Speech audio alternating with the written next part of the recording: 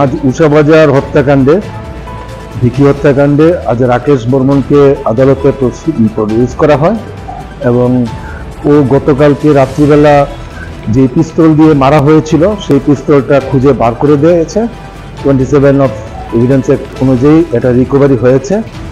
সমস্ত কিছু আমরা আদালতে আজকে জমা দিয়েছি, সিজার লিস্টে জমা দিয়েছি ও আমাদের এবং ফরওয়ার্ডিংয়ের মধ্যে সমস্ত কিছু ছিল সেগুলো আমরা কোর্টে আজকে প্লেস করেছি। কে গুলি করেছে পাওয়া গেছে? আমরা যে মানে এসেছিলাম যে আকাশ গুলি করেছিল এবং গুলি করার পর সে বন্দুকটা রাকেশকে দেয় যেন এটাকে ডিসপোজ অফ করে দেওয়ার জন্য। রাকেশ এটা ব্যাগের মধ্যে করে, রাকেশ ব্যাগ খুলে দেখে এটা বন্দুকটা, তখন সে এটা শ্মশানের এখানে, দুর্গাবাড়ি শ্মশানের এখানে এটা ফেলে দিয়ে যায় এবং কালকে রাত্রিবেলা সে এটা কনফেস করেছে।